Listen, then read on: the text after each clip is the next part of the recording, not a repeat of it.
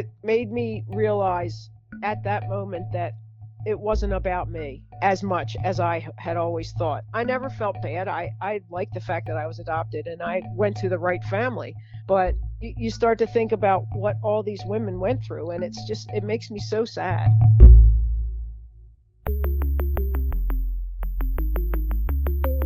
Who am I? Who am I? Who am I? Who am I? Who am I? Who am I? Who am I? This is Who Am I, Really? A podcast about adoptees that have located and connected with their biological family members. I'm Damon Davis, and today is Jane's turn to tell her story. She called me from Newtown, Bucks County, outside of Philadelphia, Pennsylvania. Jane grew up knowing she was adopted, and even knowing her birth name from a young age. After her adoptive parents passed away, Jane submitted 2 DNA tests, all providing supporting clues to her maternal and paternal sides. In reunion, Jane found a man who didn't even know she existed, but wanted to get as much information about what transpired behind his back as possible. Listen at the end for the touching moment where Jane took her birth father to a special place. This is Jane's journey. Jane grew up only 6 miles from where she lives today. Going back, Jane said her adoptive mother attempted to have children, but she had a blood clot on her brain in the 1960s and had a stroke when trying to recover, so child rearing was put on hold. Jane was adopted at 10 months old. Then, her parents were able to get pregnant, so her brother was born 2 years later, biological to her parents. Jane said she had the best childhood she could imagine. Her family got along well, and she was treated as an equal sibling, despite their natural sibling rivalries. Jane always knew she was adopted, and she and her family kinda looked alike, and while she was told she was special, she never took adoption as a challenging phenomenon for herself. When I asked Jane about her brother, she said, We were not similar. He was more of an artist. I played sports. He played some sports, but I was more of a sports person than he was. He was an artist and he was very good in school and I wasn't. I had some reading difficulties, and I feel now that it was probably just the whole being adopted and not being able to focus as much, and that's what I know now, but I didn't know that then. That's interesting. When you say being adopted and not being able to focus, what does that mean to you? I feel like there was something that was keeping me back from really being who I really was. I didn't realize it, but I just felt like I wasn't smart and I wasn't able to retain, like I would read something and I couldn't retain it. Maybe after reading it 3 or 4 times I'd get it, but it took me a lot to focus. Mm-hmm. Yeah, I understand where you're coming from. I had similar challenges of sort of what I now would think of as an attention deficit for me. Right, It was right. like three sentences into a paragraph, I'm like, shoot, I need to start over. You know what I mean? Yeah, Yeah, that's exactly the way I felt. And yeah. I wasn't a very good student. I was as an elementary because I wanted to do everything right, and I would and then as it got harder, it was harder for me. Mm-hmm. Yeah. As the challenges mount, if your Right. difficulties haven't been addressed, they will continue to get Absolutely. more and more challenging. I hear you. How about your relationship with and your likenesses and differences between you and your adoptive parents? My mom and I were very, very similar. We looked similar and we got along. We did things together. My dad and I, as a young kid, I loved my dad. My dad was just a special guy to me. And we got along very well, all of us. My mom was, she was a physical therapist and she was a very unique person. She grew up on a farm and she was very interesting, and I just always liked learning things from her. She taught us both so much about life and not even realizing how much she was teaching us.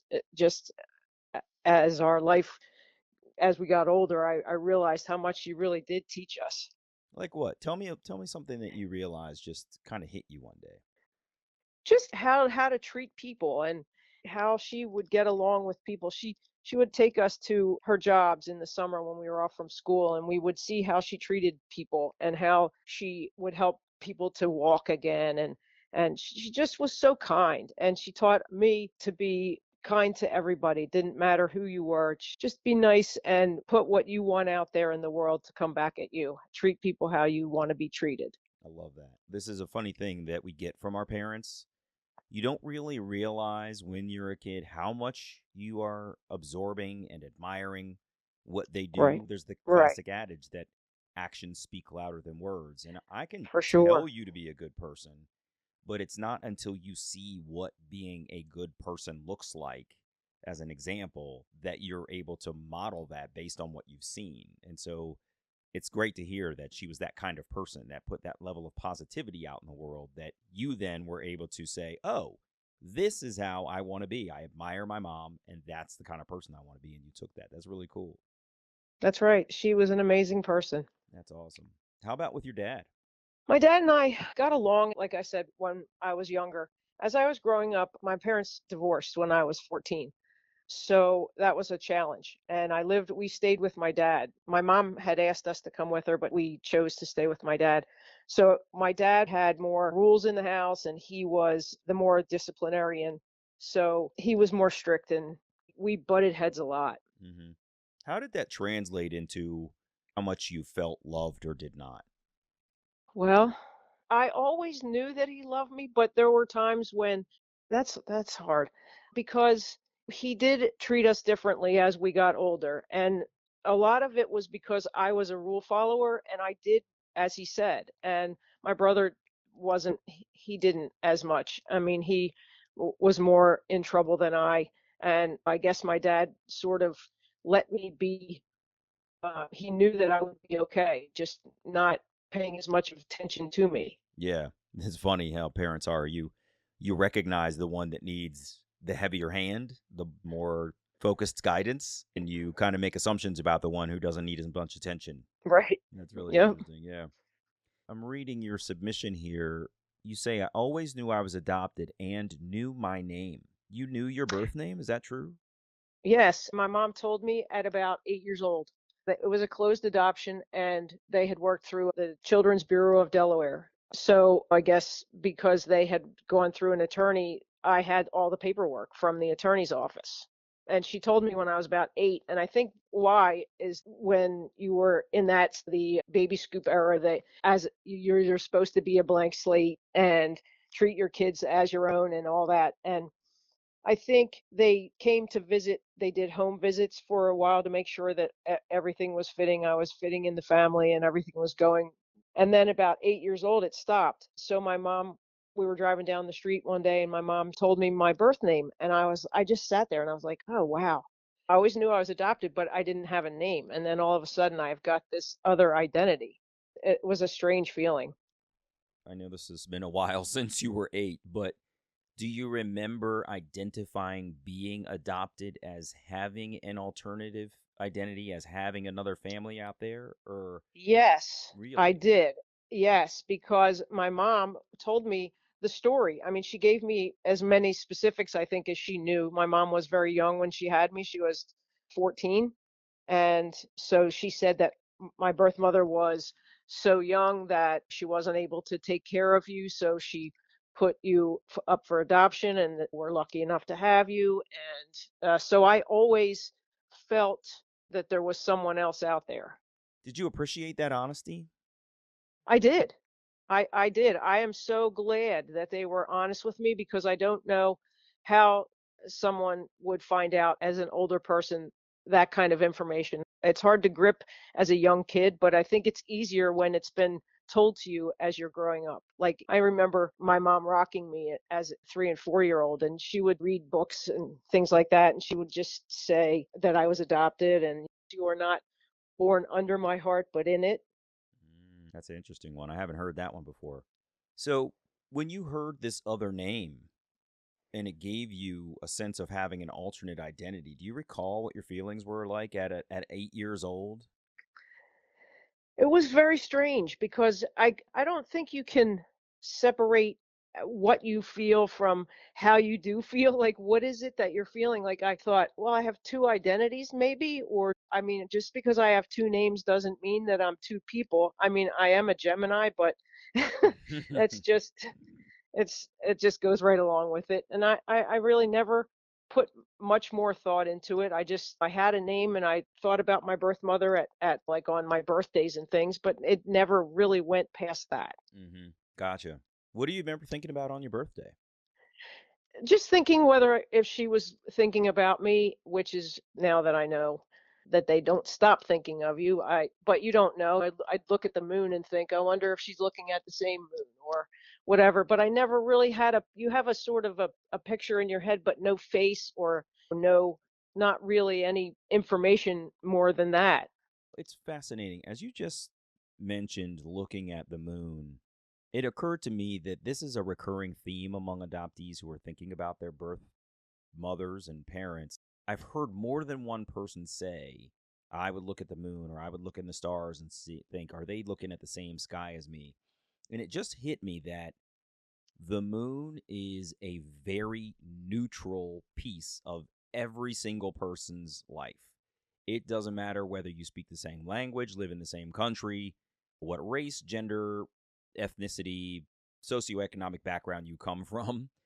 The Right. moon is just a simple part of our celestial being that we all can relate to. And it just hit me when you said that Right. that the moon is this central factor in all of our lives that many of us take for granted, but for some reason adoptees look to as at least we may have that in common right now. I just want to say that because it really struck me in this moment that you mentioned it for yet another time. Fascinating. Hmm. That's neat. That's really neat. Yeah. And I thought that. I don't know what the specific meaning. I'd heard people say that before, but I really did think on my birthdays and like Mother's Day and things like that, I'd think, wonder what you're thinking or if you are or anything like that. Jane said the trigger for her search was a time in her life after both of her adoptive parents had passed away. She had always been curious about her ethnicity because she didn't know anything about her heritage. Her adoptive mother had always told her that if she wanted to search, she would help, but Jane never searched. At that time, with her adoptive mother gone, Jane realized she didn't want to live out her life not knowing about her roots. And at about 53 years old, Jane sent away for her original birth certificate, or her OBC. Knowing her own name at birth, the next striking bit of information Jane finally learned was her birth mother's name, which was all she thought she wanted. Jane did internet searches for the woman, turned to social media, and tried to locate her, but nothing came up. Jane decided DNA testing was her next step, so she submitted her sample to 23andMe, which revealed her genetic heritage and a handful of distant cousins, but no meaningful relationships. Since Jane had the family name from her ancestral heritage, she went back to the internet to search again, which turned up an obituary for Jane's maternal grandfather. I was reading the obituary and it listed his children, and there were 6 children listed, and then it said predeceased by, and it had my birth mother's name. And I thought, oh my God. Like all of my life, like I had just only wanted to find her, and I'm looking there and I'm like, oh my God, I didn't do it in time, and I got upset because I waited so long. That's interesting. How long had you missed her by? Did you calculate that? Yes, she died in 2001. So it was 20 years. I gotcha. You waited too long, but it was 20 years. 20 years is a long time Right. to It's a arrive at long a time. decision to make That's right. a reunion Right. search. So I'm sorry that you missed her, but it doesn't sound like you necessarily had been on that path and said, all right, I'm going to do it. And then you missed her by a year or two. Like she had been long gone, which is really too bad. Did you learn anything about her death? Yes, I have been reunited with her children and 4 out of the 6 remaining siblings, her siblings. Oh, wow. And what did you learn about her passing? She died of lung cancer And it sounds like she died pretty fairly young. young. She was Yeah. 54, I think she was. Oh, wow. And this is around the same age that you are searching for her, that you learned she passed Correct. around your age. How Correct. did that hit you? Pretty hard. Pretty hard because I had always thought like there was a difference of not very many years between us because she was so young when she had me, that there's a great possibility that I'll be able to find her. And when I learned that she had died of lung cancer, I was like, oh my God, because then it triggers the health things that you never knew. And so did you begin to then worry or feel concern about what health challenges you might be living with that you didn't realize you had inherited? A little bit, but not really, because if you take care of yourself, and which I do, and you go to the doctor regularly, and they ask you, and you say, "Oh, I don't know, I was adopted," which never really bothered me. I often thought, I wonder what kind of other diseases or things that in my non-identifying information, which I had received after the original birth certificate, I found out there wasn't too much, just maybe lung cancer was just my birth mother. And then I found out later that my birth mother's a twin, a boy girl twin, and her brother actually has just passed away from lung cancer. Oh, So wow. now it's more it's more of a prevalent thing in my life now. That must have been an odd affirmation of the heredity of the disease then for you. Yep. After completing 23andMe, Jane did Ancestry DNA. She had also been contacting her adoption agency to get as much non identifying information as possible with their help. On the Ancestry DNA platform, Jane received a private message from a woman asking if she was the person who was contacting the adoption agency. Jane thought the message was strange, but she replied back in the affirmative that she was the person contacting the agency. I thought, well, that's strange. And I wrote back and I said yes. And she said, I'm your half sister. And I Wow. was like, wow, that's cool. I never even thought siblings. I was just focused on trying to find my birth mother. And so I wrote her back and I said, I am. And then she told me that I had another half sister and a half brother. So your family expanded immediately. And it's funny, you're so focused on her that you don't even consider some of the other options, as you said, right? These half That's siblings right. are now That's right. a reality, and they totally could have been a reality the whole time. We don't, it doesn't occur to us, right? That's amazing. Yeah.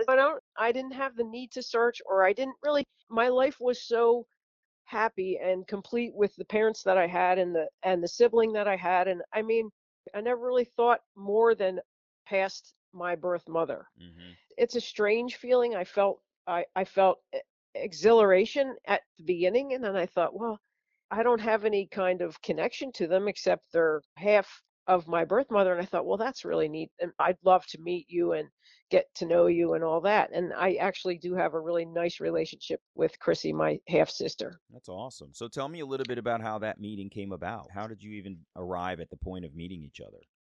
Well, it was during COVID, so we had been texting a lot, and she asked if she could call me, and I so we talked on the phone quite a bit, and just texted back and forth, and she said one day, she said, we really should meet. And I thought, well, that would be the thing, except what do you do during COVID? So we got together at outside at a restaurant. We met, and it was just an amazing day. I first saw somebody that was biologically related to me. How was that for you?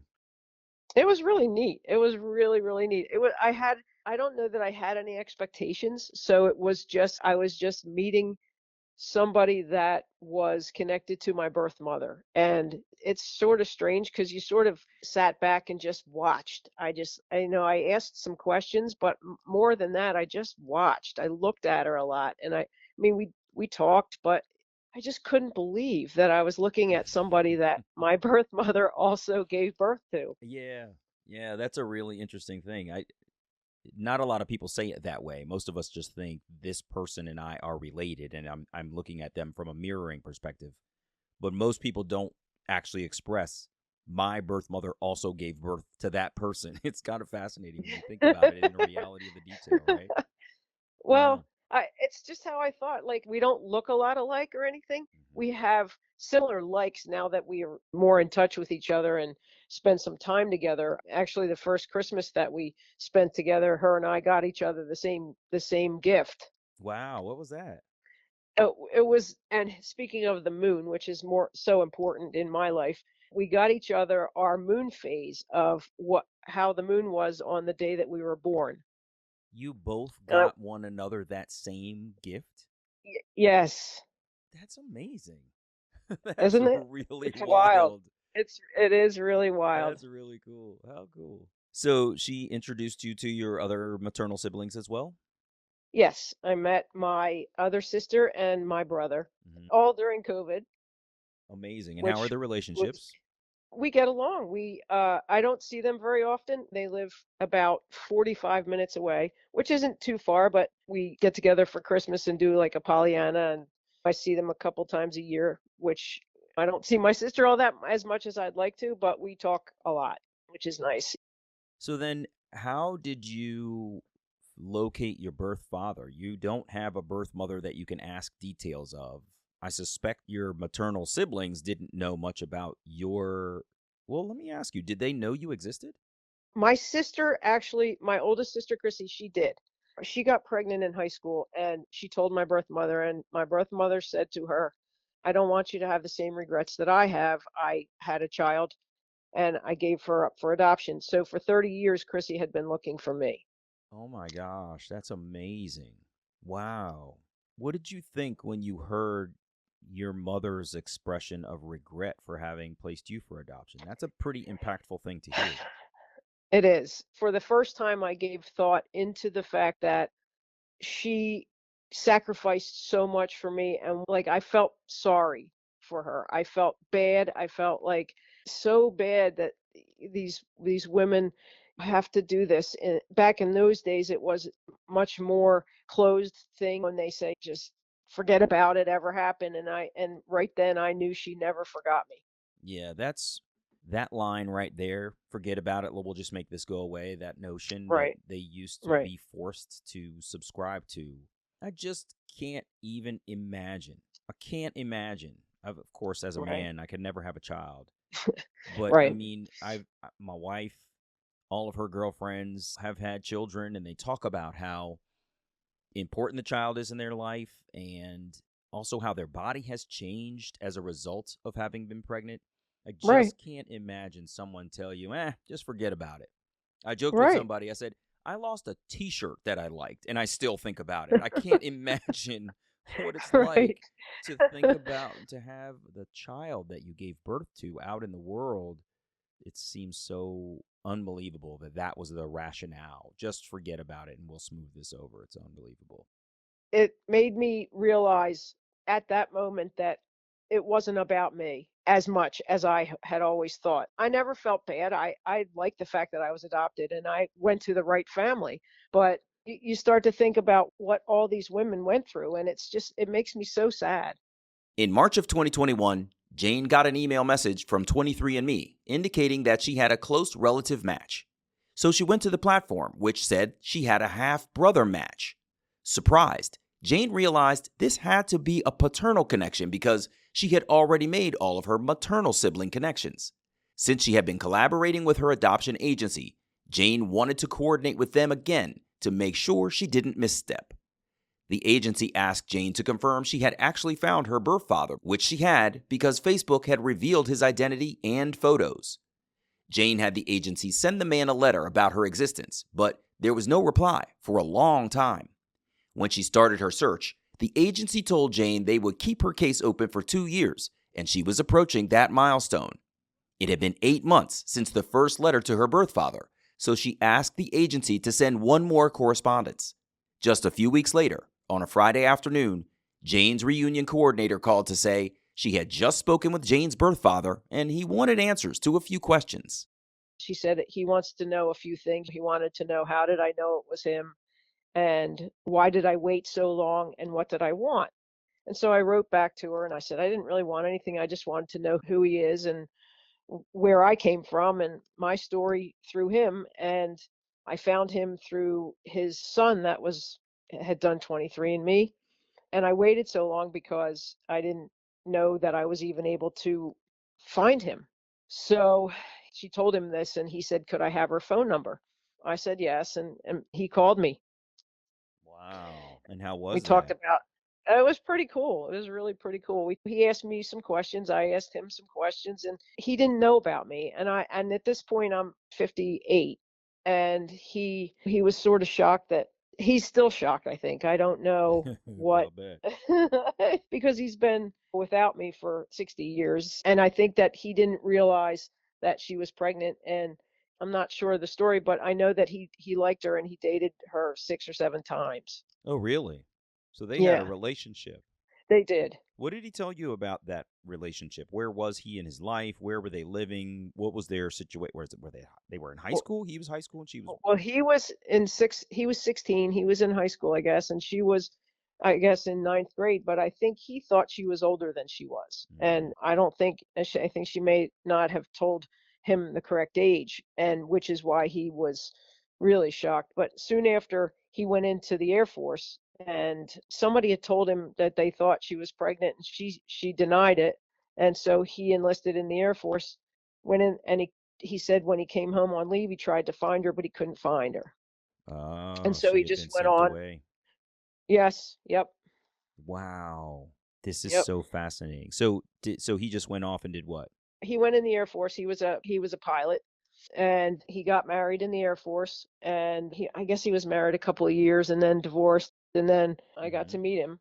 Tell me the lead up to that. He wanted to come here because he lives in Seattle, and he kept saying he wanted to come here. He was so confused. He was so upset about this whole thing, and he wasn't sure why she didn't tell him, and he needed to find out information, so he wanted to come here. So I said, okay. And He I wanted thought, to well, he come didn't. and learn from you, or he wanted to come Well, no, investigate he in the wanted to come. community and hear from other people. Yes, yes, he wanted to see if he could get any information because I didn't know any, and he wasn't getting it from me because I didn't know. Mhm. So he came here. I met him at the airport, and he came down the escalator, and I just looked, and he looked at me, and I looked at him, and he had a big smile on his face, and I said, "Wow, I know he was my birth father because we look a lot alike." Wow. Yeah, it was pretty neat. That's amazing. How were those first moments? Did you hug him? Tell me a little bit about I your. did. Yeah. I did hug him because I'm a hugger, and I just thought, oh my God, this is like a great opportunity to finally see like that mirroring. It just struck me. Wow, I didn't have this opportunity with my birth mother, and it makes me so sad. And I looked at him and I thought, well, I'm just gonna hug him. I don't know what and he hugged me back, and he said the same thing. Wow, I have no doubt you're my daughter. Wow. That is Yeah, fascinating. How cool. yeah, it's really neat. When they left the airport, Jane took her birth father to his motel to settle in. She offered to reconnect with him when he figured out his plan to do some investigation in the community. The man was in town for 5 days. As he executed his research into the past, Jane said none of her birth mother's siblings were able to help with any answers because they didn't even know she was pregnant at that time. All they knew was that their sister had gone away. One of the stops Jane's birth father requested to make with Jane was to go to the cemetery where her birth mother is buried. So I took him, and he just stood there, and I felt bad for him because I didn't know exactly what it is that he's looking for. Yeah. But there's something really nice about the fact that he wanted to go to your mother's grave. This is a guy who didn't know you existed, wasn't able to confirm that any child that she may have been pregnant with was his. And he was not only receptive to you being in touch, he flew across the country to come meet Right. you and That's do right. his own investigation and took time to pay attention to the life that she had lived. I mean, That's right. this sounds like a pretty decent guy. He's a very decent guy. Yeah. He's a very decent guy. Wow, that's really amazing. Was it touching to see you standing there watching, looking down on her grave? Yeah, the first time I went with my sister, I got out of the car and I stood there and I thought to myself, wow. And this is kind of weird, but I said to myself, this is the closest that I'll ever be to her, to the Yeah. person that gave me life. And I broke down. I started to cry. And I thought, wow, this is crazy. I didn't know this is what I was going to feel like. How about how it was to take him to her grave? Were you there when he was at her grave? I was. I was standing there with him, and I felt a little bit awkward because I didn't know him. And I had just met him once at the airport, and we had a conversations in the car, but he just really wanted to find out information, and I wasn't able to help him, so I felt sort of awkward. But it was touching to see him standing there, and he bent down and he put his hand on the stone and everything, and I just thought I thought how touching it was. That is really amazing. There's a lot of Yeah, times when we think about our desire to potentially just see our birth parents together. Nothing big, just if they had right. coffee and said, "Man, can you believe this is part of our story?" Yes. And of course those two could never sort of sit and chat, but it must have been Right. fascinating to see that this person who is deceased is there with your birth father who's come to see her and Yeah. hadn't seen her for decades. I mean, I just can't get Yes. over that. That was the nature of your reunion, is in that you were there present with him. The Yes. three of you were there together. It's just it sounds like a really heavy moment, I guess, is what I'm trying to get to. It really was. It really was. It was just like it was awakening to me because that same thought that I had when I was there with my sister, like, oh my God, like I'm here with the person that gave me life, and now I'm standing here with both of them. One is alive and standing here with me, and the other, we're all here together, and there was no one else ever involved in that situation except them and me. Wow. That's really fascinating. So how did your visit with him end? I saw him a couple other times, and I still felt that he was trying to like he wasn't getting the answers that he needed, and I felt bad because I couldn't help him. And so I thought, I'm just going to have to let it be, whatever it is, whatever it is. If I can find out information, I'll be able to help him. If I can't, I don't know what to do to help him. So he flew back home, and we've kept in touch. We text once in a while and call once in a while. Mm-hmm. And how are those calls? They're nice. They're nice. He reached out at Christmas time, and I had gone out there this summer to visit once. That's how I got to meet my paternal siblings. That's really cool. How do you get along with your paternal siblings? Very, very well. They're very nice. I got to meet them when I went out there, and I have a brother and a sister. I'm just the oldest of everybody, so it's like it's a different generation. So but it was really fun. I had a great time with them. Yeah, I was just sitting there thinking that he didn't even know that he had conceived. So while the oldest probably thought they were the first child, here you come and you're actually Right. the oldest child. Right. And They were again, very, very receptive to me, though. that's Very excellent. receptive to me, and very happy to meet me, and it was just a great time. That's fantastic. I love it. Let me ask you this. How has your brother that you grew up with been with your adoption reunion search and reunion? He's not a man of many words, but he said that he just wants me to be happy, and he doesn't ask me very many questions, but he just listens when I talk about it, and he just says, I'm glad for you, I'm happy for you, and I just want you to be happy. That's really excellent. And I want you to be happy too. I'm so glad that you were able to go on this reunion journey. It's really amazing to hear that you were able to make these connections, and seemingly they've all been positive frequently. They have. Yeah, an adoptee will say this person wasn't receptive or something that indicates a negative component of their reunion, but you seem to be doing very well with everybody receiving you back. And I think, Jane, you're super lucky in that regard. It's really awesome. I feel blessed. I really do. I've had a great experience with everything, and I seem to, like you said, I'm so happy. And like I said, one thing that I've said is, in searching for my family, I found who I really am, and that's great. That's fantastic. Really good to hear, Jane. Thank you so much for taking time to be with me today. I appreciate it, and thanks for sharing your story. Thank you, Damon. Of course. Thank you very much. My pleasure. Take care, okay? Okay, thanks. You All right. too. All the best. Bye-bye. All right, bye. Hey, it's me. Jane had a great life growing up, and she seemed well adjusted in her adoption. It was fascinating to hear that while her adoptive mother offered to help her search, Jane never focused on wanting adoption reunion until after her adoptive parents' deaths, and sadly, well after her birth mother's passing as well. But it was cool to hear how locating her birth father came from the DNA connection to his son, that her birth father had reached back to the adoption agency and got in just under the wire before her adoption reunion case closed, and that he wanted to fly across the country to meet her and try to retrieve secrets that had been kept from him as a young man. For me, it was heartwarming to imagine Jane and her birth father standing at her birth mother's grave as he paid respects to a woman whom he hadn't seen for years and had unknowingly produced a daughter with who looked just like him. That request to go to her grave was an empathetic moment that I'm glad Jane was present for. I'm Damon Davis, and I hope you found something in Jane's journey that inspired you, validates your feelings about wanting to search, or motivates you to have the strength along your journey to learn, who am I really? If you would like to share the story of your adoption and your attempt to connect with your biological family, please visit whoamireallypodcast.com/share. You can follow me on Instagram at Damon L. Davis and follow the podcast at WAI Really. If you like the show, please take a moment to leave a 5-star review in your podcast app or wherever you get your podcasts. Your ratings really do help others to find the podcast too. And as always, if you're interested, you can check out my story in my memoir, Who Am I Really? Available on Amazon, Kindle, and Audible. I hope you'll add my story to your reading list.